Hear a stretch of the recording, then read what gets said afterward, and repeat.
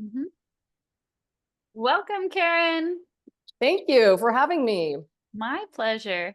Please tell everybody a little bit about who you are and what you do. No problem. Hi, I'm Karen Schultz, and I live in Los Angeles. Oh gosh, I don't even know where to begin. What do I do? I work in fashion design, so that's kind of how this whole interview came about.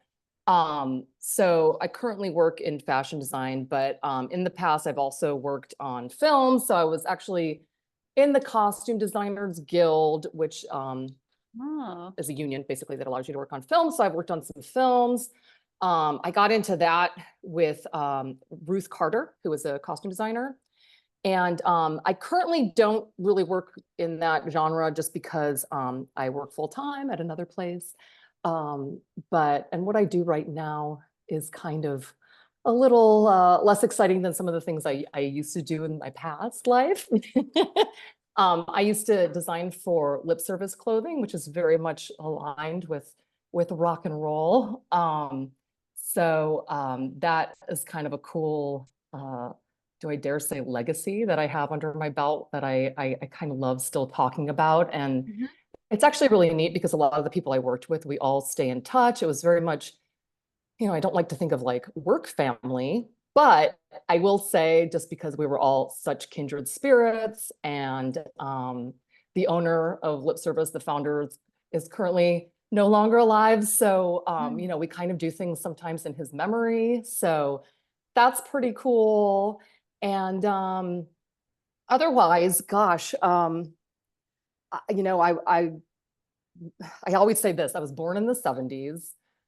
I I was a kid in the 80s. I was a teenager in the 90s. So like I love all that stuff. Like I'm still into all the stuff I was into then. And I really just resonate with those eras and those, if we're talking about music, those bands and all that fashion. So Yes. that's a little bit about me. Yeah, I am so excited to have you here today to be able to like talk to somebody like making the looks and the stage wear for Thank bands you. and all of those things that inspire you and how they weave into your creativity. Especially because I specifically mentioned the Leather Duchess Act as a very cohesive creative project because it's Yeah, the I can agree with that. like the lyrical themes, the style of the music, and then the visual presentation, which I, as a visual artist, is like very important to me.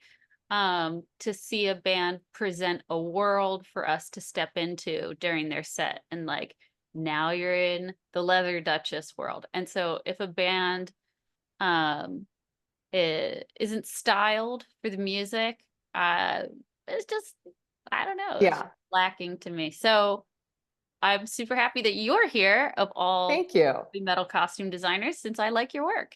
Thank you so much. Yeah, I mean, who can deny that like fashion and music go hand in hand? Even like, rock stars dating model girlfriends, just like Yeah. everything about it, like from every facet, I think it goes hand in hand. So, and I Yeah. do think too, like that's such an identity, right? So I feel like, I mean, I'm looking at myself here, like I know, I've always kind of dressed based on the music that I'm into. So Mm.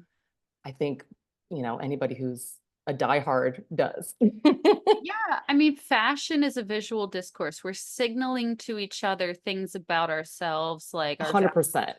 yeah, like if you're wearing like a jumpsuit in a Fendi print, I'm gonna know that you really value Fendi. Yeah. Um, versus if you're in a jumpsuit made of leather, I'm gonna be like, okay, this is like edgy and like comfort might not be top of the Right. bill for values. And Yeah, uh totally. yeah, so anyway, or I don't know, or like a cotton dress is like, okay, you're like comfort first, something like that. So yeah, so in music and art and just how we interact with each other, fashion is a way to communicate with each other. We attract people based on similar values, based on how we dress. If you're wearing that Fendi jumpsuit, I might think that like that would make sense in a context. I don't know. It's going to attract Yeah. a certain like group of friends and all that kind of stuff. Right. And I definitely think, for me, it started probably around like age 14. I was really identifying with like punk rock music and gothic music. And I was like, no doubt, like the gothic girl in high school and the weirdo and the freak and that whole thing. And this is like, which I kind of like and love and am proud of and own very much. Like, uh, it's just, I don't know, something about it. Like that was really my identity. So yeah. Yeah. So, yeah, when did you realize that it was influencing your identity and that you wanted to create these rock looks? That's an awesome question. I think too, I'm going to kind of harken back to what I just said. Like around the age of 14, I just really started getting, it's almost like one of those things when you like are a little kid and you like see somebody who's different. It's just like, whoa. And for me, that was like super impactful. I grew up, initially I grew up in Cleveland, Ohio. Sorry, I'm going to say 40 minutes outside of Cleveland, Ohio. I was in a I lived near an Amish town. I was in a pretty rural community. We did not have cable in our town at all. Like they hadn't run the cable. So it was called 23 Music Magazine. And there was this guy named Billy Soul, and it was a half hour of music videos. And it was on at like 5:30. But boy, oh my God, was I like kind of obsessed with that. So I didn't have MTV, but we had 23 Music Magazine, and that was like a really big deal. And for me, just like I was like in love with like Duran Duran, and just like it's kind of neat because I think about all of those people of that time period. Like I was in love with Duran Duran. I was in love with Boy George. I was in love with Pete Burns of Dead or Alive. I thought Annie Lennox was like so like I was confused. And to me, that like still like leaves such an impression on me. And to this day, I like love all those people and just those like really iconic musicians and looks. So, but then like venturing into like, I moved out to Los Angeles in 1988 with my family. So here I am kind of thrown into the heart of like Los Angeles, 1988 craziness. Although I was still a little bit younger I wasn't necessarily like hanging out on the Sunset Strip in the heyday, but I did start going to like clubs and stuff at age 16. So I think it really like, I would make my outfits basically. I started kind of, I'd always kind of sewn Barbie dresses and things like that. So I really started doing it and wearing it out and making my outfits to go out to clubs. It was kind of like early 90s.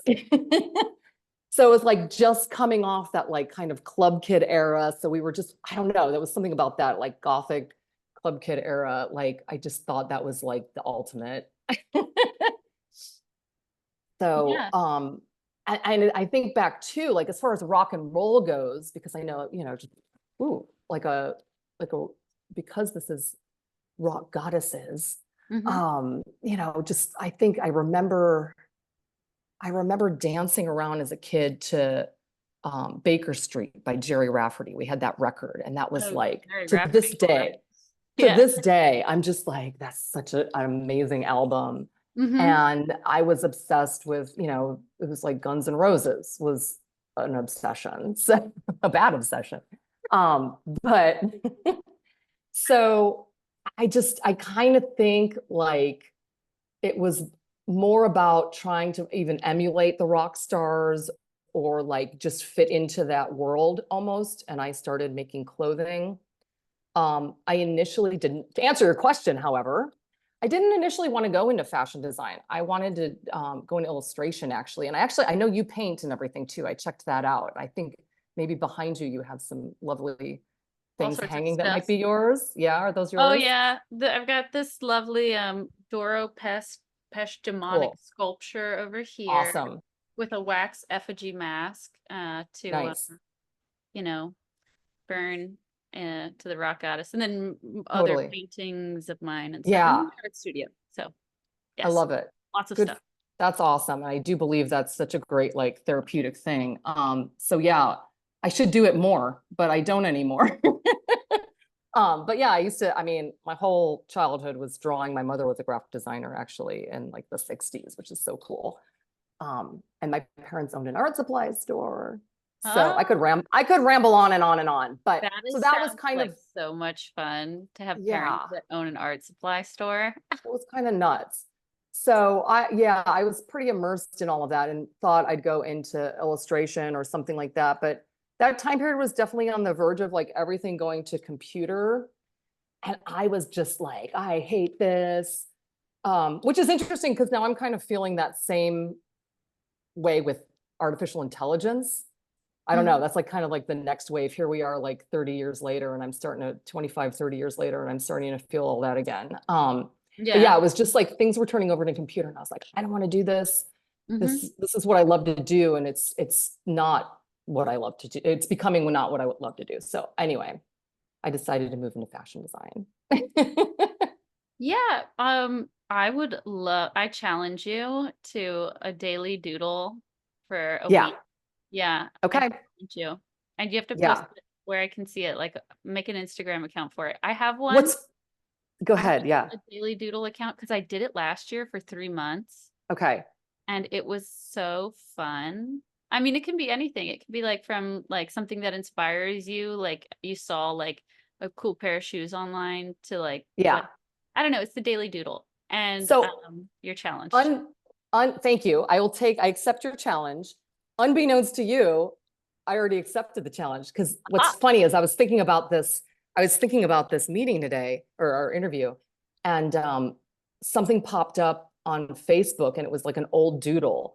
And I was like, looked at it and I was like, this is really lovely. And so I posted it on Instagram and my Instagram story. oh, So gotta look. anyway, you kind of inspired me, not even knowing. Oh, wow. I have a very strong magnetic field in that case. Yeah, Hell yeah. So, totally.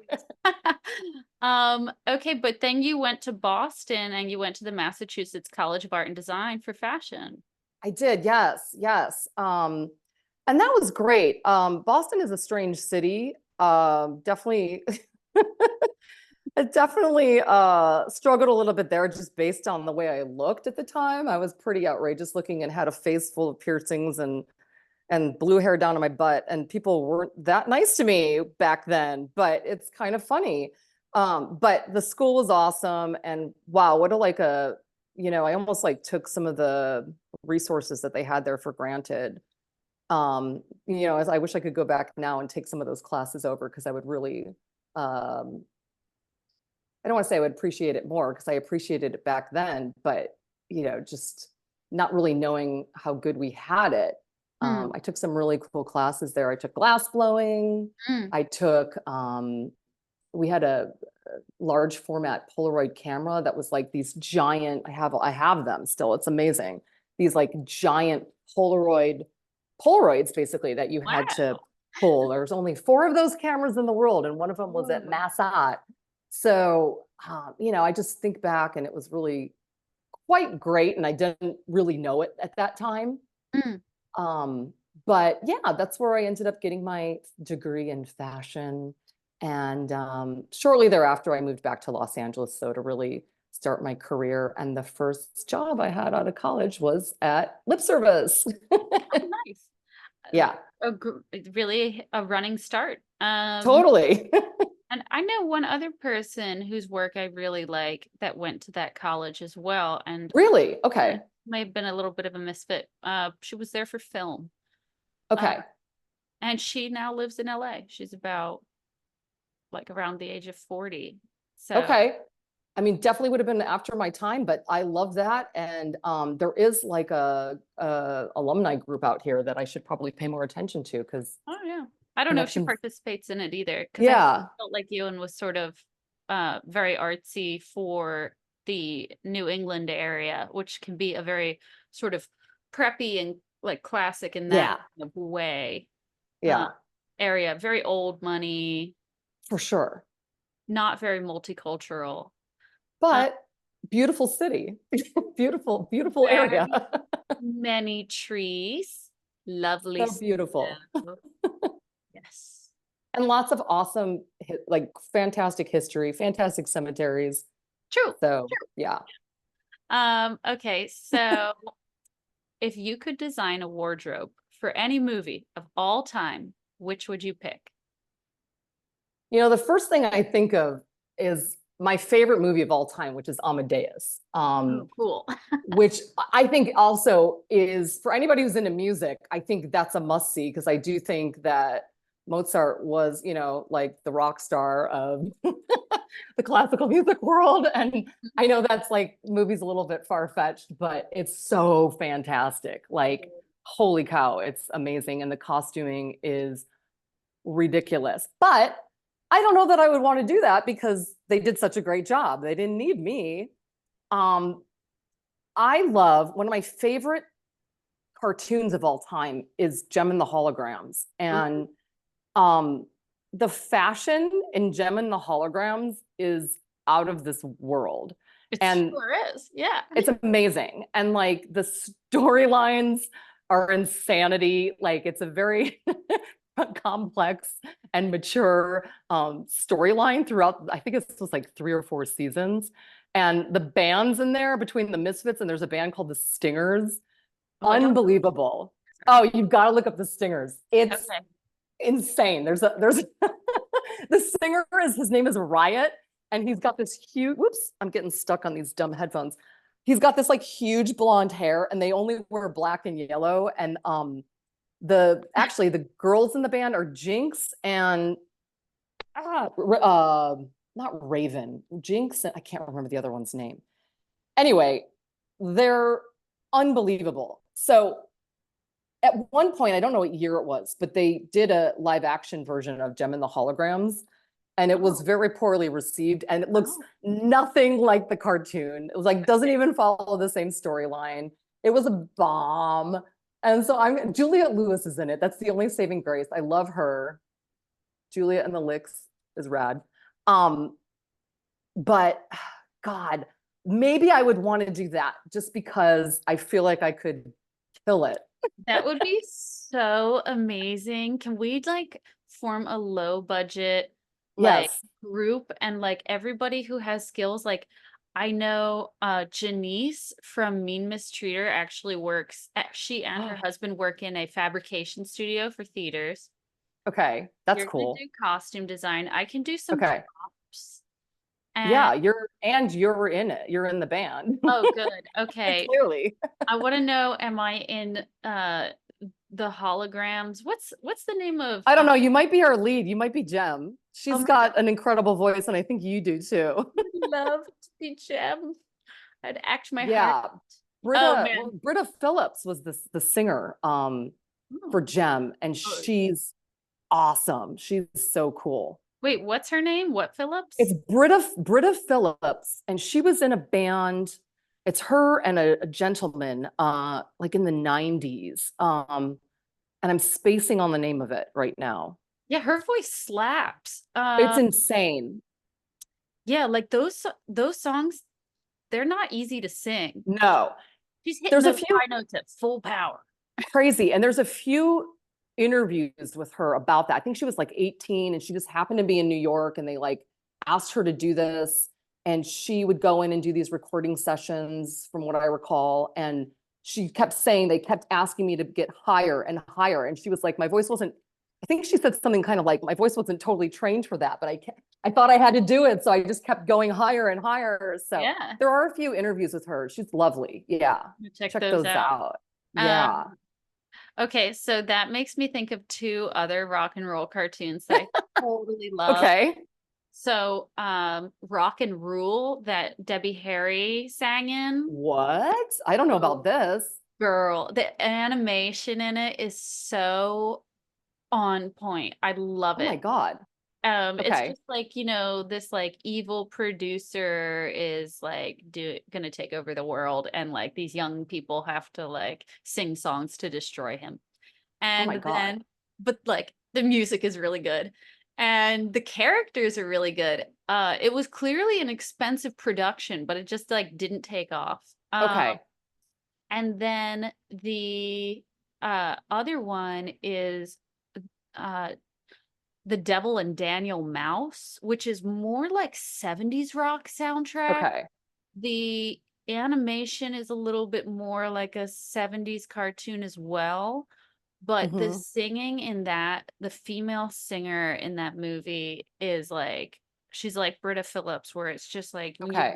you're just like, wow, that Yeah. is not easy to do. Yeah, Gem, she is an underrated. Boom. She's good. Totally. There was another, it was real quick. There was another animated show that was due to launch, and same thing, I don't think it ever made it. It was called Star Darlings, which I think is really kind of a cool name. And it Yes. was I think it was Moon Zappa and Ahmet Zappa Ooh. were behind it. And it was like kind of like the mid 2000s. And I feel like I forget if it was with like, I don't know, somebody I was working with. I do a lot of licensed work. And it was with either like Warner Brothers or Universal Group or something like that. And they brought it to us where I work. And I was like, I was so into it. I was like, you got to do this. I don't think, no, unfortunately, nobody else I worked with cared Dang because it it. wasn't a thing yet. So it didn't have much meaning behind it and it didn't end up going anywhere. But I thought that concept was super cool. It is super cool. I want to look it up now and see if there's anything out there about it. Yeah, let me know. I Yeah. always need some like magical rock and roll stuff playing when Yeah. making my crazy ass sculptures. Um, so if you could collect any three looks of all time, what would you like to have? Oh my gosh. Okay. So I've been going through a phase recently. I'm obsessed with Elvis's capes because I Oh, love a cape. I love a cape. So capes in 2025. yeah. Um, so there's a photo of Elvis shaking hands with Richard Nixon, and he's in this insanely beautiful outfit. I think it's a jumpsuit with a cape, and I think it's called, they all have names. I think it's called the Black Conquistador. I could totally be wrong about that, but I that's didn't such a know. good, it's such a good name that I'm sticking with it. I'd like to go to Graceland, I think, and check out, because I know they have a museum there. I've never been there, of like his looks. Um, I mean, I'd be stupid if I didn't say like, I don't know, like David Bowie's boots or something like that. But I don't know what else would be cool. I love Vivian Westwood, or like, maybe it's like a Sex Pistols piece from back in the day, or Mm, like Joan Jett used to wear like a t-shirt that said Joan Jett on it. Like that would be, how cool would it be to own something like that? yeah. I love a t-shirt, like just something as simple as that. That would be kind of Mm, iconic and amazing. I don't yeah. know. Axl Rose's like, think of like Paradise City. He's wearing that white jacket. That would be rad. It's Mm. probably in like the Hard Rock somewhere. I'd take any of his sweaty bandanas. Any of Totally. I'll take any of those stinky, I'll just like wear those like a puffy little shoes. bandana on the neck. Um, His like tight little white shorts. or yeah, some tidy whities. It's fine.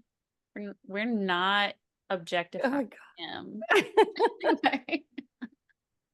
If you could design costumes for any three Okay. bands alive today, who would you like to make costumes for?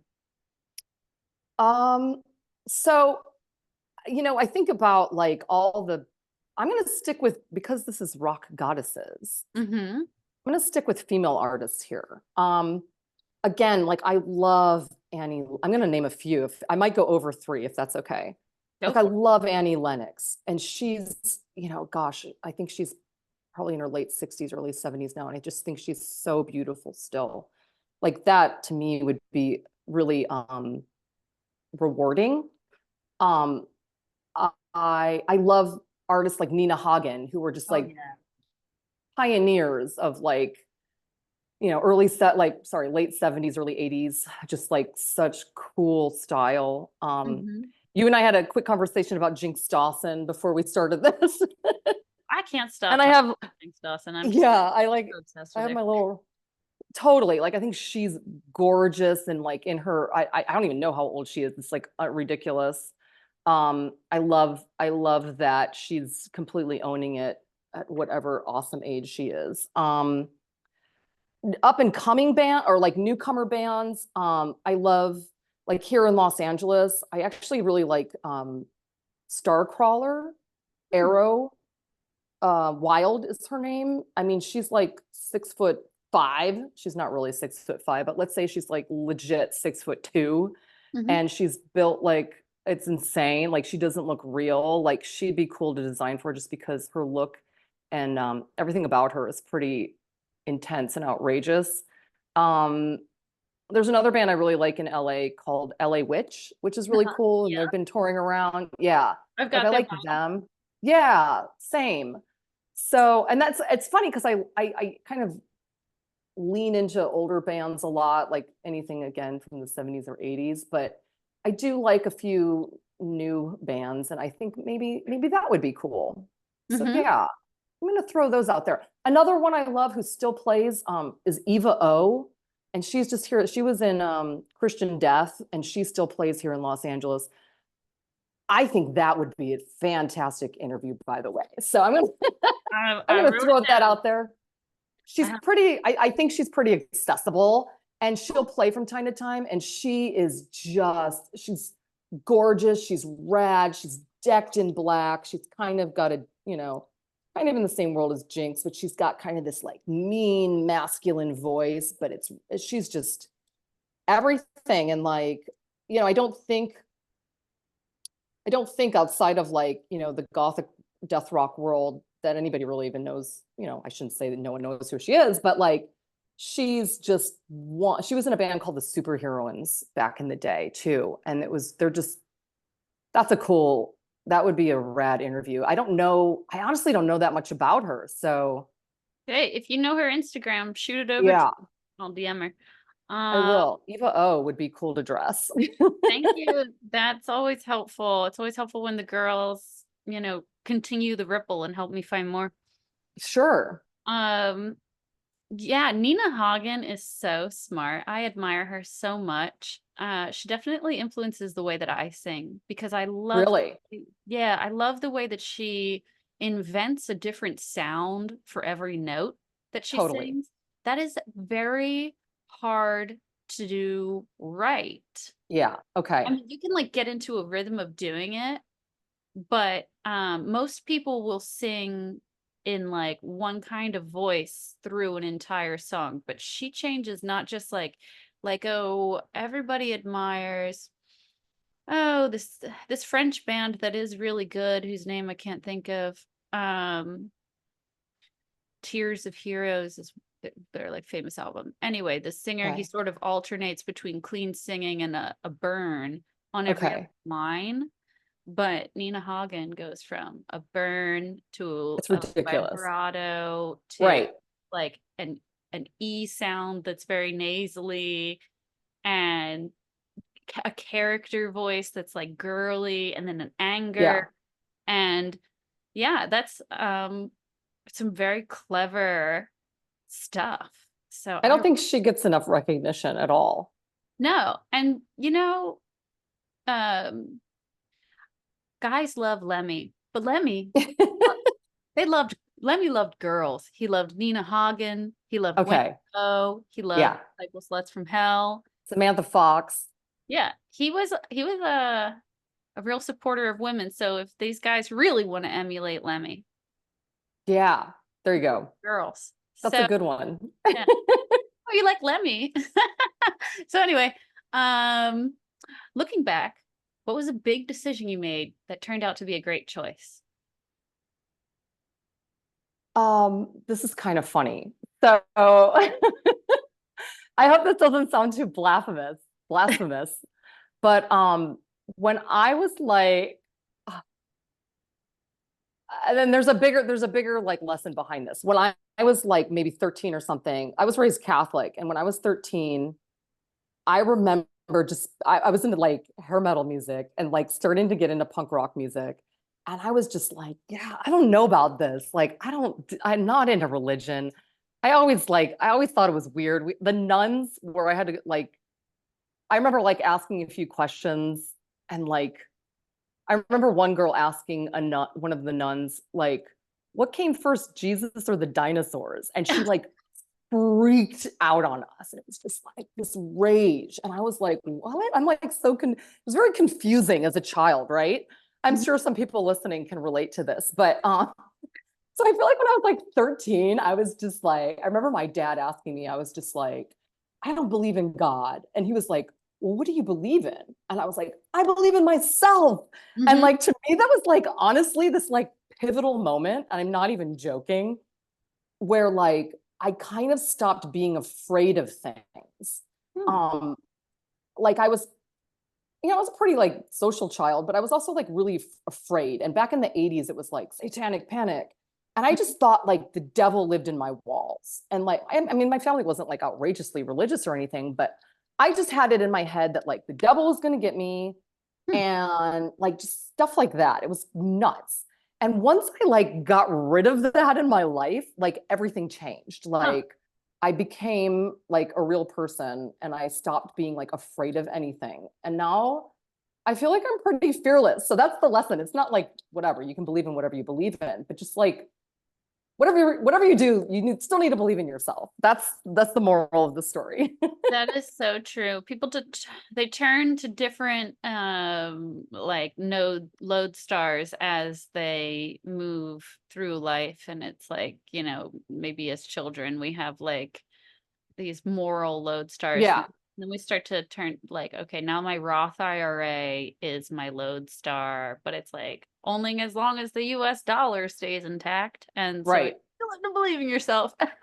Yeah, believing everybody out there, believe in yourselves, please. Be a be a bohemian, make stuff that you like, make a Yeah, pot, breed a flower, yeah. whatever, and don't answer to anyone. So, what's your favorite stage wear that you've created? So, okay. So I've been pretty lucky in that especially like at lip service and then after lip service, I really got to do some stuff for some of my favorite bands of all time. Hmm. And so, yeah, this is a long story. I won't go into the whole story, but my favorite band, one of my favorite bands of all time, my top two is Cinderella. Mhm. I think Tom Kiefer's like a god. So anyway, so there was a point where I got to work with Cinderella. That was very cool. Um, they were awesome and super nice. And that was just like a highlight of my life. I would think I was like 23 or something. Not even. I was like 23 or something like that. And I was like losing my mind. I just remember like I was like couldn't even handle it. But that was really amazing. I did some work with Steven Tyler, which was really neat and pretty rewarding. He came out in an outfit that I had made. And I didn't know that was going to happen. I went to the show and they were super nice. And we were in their dressing room. I saw people in their underwear. It was kind of crazy. Um, and yeah, he came out in something and I was like, wow, that was it's just rewarding to see that. Yeah. Especially when you really like somebody. He asked me, one thing I regret, he asked me if I would make him a cape. And I was like, yes, I will make you a cape. And I never made it. So that might be my one career regret. um, I also worked with Avril Lavigne. Oh, So cool. so Rock Goddess here. She's wearing something I made in I'm spacing on the name of it. It was one of her albums. She's corseted up and like wearing like a petticoat. Ooh. So I designed that. And then after that, I made her some garments as well. And same thing, it was so rewarding because I made this dress for her. I literally was on the floor in my apartment, like hammering in eyelets and like working all night long to get her this dress done for her for the American Music Awards. I forget what year it was, but let's say like 2004, maybe something like that. And I didn't even know if she would wear it. Well, not only did she wear it, but she ended up performing in it on the award show. And she also won Best Female Artist in the dress. And I was like, oh my God, like I just wasn't expecting that. So that was so great to see. And then I ended up working with her. She had a clothing line called Abby Dawn by Yeah, I've Avril heard Lavigne. that. And yeah, so I ended up working with her on that. So Oh, that's so cool. Wow. That's yeah. so neat. Like Like I remember when she came out with that line, and I thought that was so awesome because her style was just different from everybody's. And I was like, good Yeah. for her when it I came feel out. like it's coming back around too. I know she's touring right now, and I just feel like that looks kind of resurging. So Yeah, why not? yeah, I might be selling some of it on She was like eBay. always like the most beautiful creature to exist. She was You know what? I really like her too, and you know, she definitely had a style and I mean this in a good way. She had an opinion about, and I don't mean that in a bad way. She had an opinion about what she liked and what she didn't like. Mhm. And I always thought that was cool. She was involved in the work that we did. And yeah, That's so cool. so How kudos fun. to Avril Lavigne. Yeah, and she is I guess pretty well recovered from her Lyme's disease that she had to battle for a really long time there. I think she said she was bedridden for 6 weeks. And I didn't even know this. oh yeah, that's why she's been kind of MIA from Oh my stuff. God. I Yeah. totally didn't even know that. So Yeah. so it sounds like she's probably doing better because she's out there touring. Mhm. Yeah. Yeah, she actually started a foundation. She just got knighted in Canada. What? Yeah, she's a knight. Avril Lavigne is a That's knight. so cool. So, Okay, I'm gonna look all that up. so she got knighted because she started this foundation to raise awareness and develop treatments for Nice. Lyme disease and testing and everything because it's very hard to test for Lyme's disease. Okay. And actually, Gabriella Gunn, that sings for the Trans-Siberian Orchestra, Yeah. she also is recovering from Lyme's disease, Okay. as is Bella Hadid. Hadid. Didn't know that. Yeah, California, you guys got the ticks with the That's so crazy smell. because I think of that as being, you know, just the wood out in the Yeah, woods anywhere. and Yeah, it can be and anywhere. Yeah. totally. But yeah, but Avril seems to have recovered, and I loved her album Love Sucks. I thought it was, she said it was the album she always meant to make, and when I Really. heard it, it is the best Avril Lavigne music she ever made. It's so good. Okay. Listen to the I'm song F You. okay. I'm So glad you like it. yeah. And I think it's so cool that you made her AMA dress. Okay. Yeah, I'll send you some photos. Please do. Oh, Yeah, I use them in the actually, you know what? Real quick, announcement. I don't know. Keep going. I might have one. Keep talking. I might have one Okay, yeah, here. yeah. I will put them in the announcement of this episode if you can send me some nice shots. Okay. Yeah, no, I thought I might have a photo here. I put a couple things on hand just in case, but not, I don't have that. So, what is a performance memory that you'll never forget where you got to see your stuff? Apparently, other than Steven Tyler or Mary May. So yeah, I mean that would probably be, I think the American Awards one was a pretty big deal. That was kind of crazy because I honestly didn't know if she'd even wear the dress. But one of If my, you it, know what, one of my go wait, ahead, can you sorry. tell me what it looked like? Because if it's that yellow plaid dress, No, it's not. okay, let's. So it was like a black and white. I honestly I hand printed everything, I hand dyed everything, and I handmade the entire thing. So it was a black and white kind of like mixed media. I'm a Mhm. little bit embarrassed about it now because I don't think it's that great, but Oh, for the time it was great. It was black and white stripes, and then it had skulls, like they were skulls from the Paris catacombs printed on it, and hmm, then like a corset detail. And she wore, I think, knee-high docks or something with it, yeah. and she looked very pretty. So yeah, it's like this. I think it even had some, like, she was all about, her guitar is checkered, so I think I had some checkerboard in there as well. And then there was like some netting. It was a big, Like a mishmash. deconstructed kind of gown. Kind of a little bit. It's like a knee-length dress, Hmm. but strapless. Yeah. And I didn't measure her or anything for it, so I was just like, I hope it fits. Yeah, I guess that's a plus of a corset. Yeah, So absolutely. That's why I made it that way. so performances where you saw your work. What's another? Sure. I'm gonna because I just kind of talked about that. One of my other favorite things that I Hmm. always laugh about, and I actually have in my portfolio, is some of my worst dressed lists. So back in like the day, they used to have like worst dressed lists when Yeah, I you remember know that. people went to award shows and things like that. So I'm on a few worst dressed lists. Oh So my gosh. which I think is hilarious. there's a picture and it is, I have to admit, it's pretty bad. It's a picture of Cece DeVille in like the early 2000s, looking, I have to say, is looking pretty wasted. And he's wearing this really wretched blue plaid suit that I designed, and his stomach's hanging out. It's pretty funny. So, and he's on the red carpet. So that I'm gonna say that. And then there's another one of like Melissa Joe Hart wearing this red ball gown from Lip Service that ended up on a worst dress list. So those are, I think those are really funny. Kind of love that. I love a nod. I made it to the worst dress list. Yeah, People Magazine. Hey, man, you were in print. It's hard to Yeah. get print these days. Yeah. Do you have any new announcements for us? Any upcoming projects or Ah, coming I, out? I actually wish I did. So because I don't have any announcements at the moment, that kind of is prompting me to like get something going.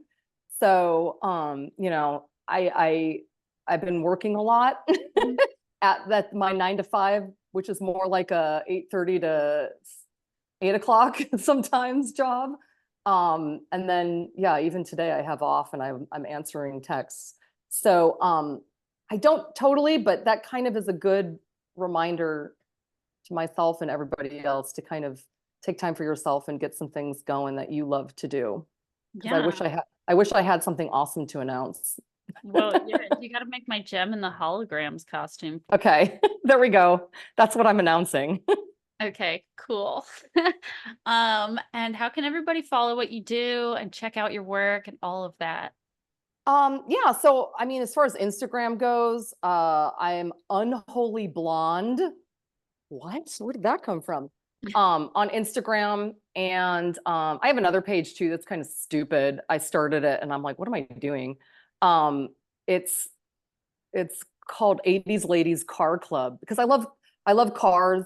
I have an old Trans Am. I have had a few other really cool classic cars. So it's kind of this like little haven where we post photos of like 80s babes and cars. Cool. All right. Well, thank you so much for your time today. It was a You're pleasure to have you welcome. on, and I'm going to be hitting you up. I gotta. Awesome. Thank you so much for having me. This is like really special and I admire what you're doing and all the cool people you've had on before me and everybody to come after. So, Yeah, I feel fortunate all the time that yeah. the project is moving along. And I hope that lots of people will be reaching out to you for looks because I know that you can put some amazing things together, and I need more looks on these people. Okay, I know, like Oracle of Metal of Jupiter, right? Hmm. Okay. So I'm gonna keep that in my head because I have some weird spacey ideas too. So My like screen is frozen because my computer decided to do an update right now. So I am waving goodbye to you. okay, I'm waving goodbye to you. Bye.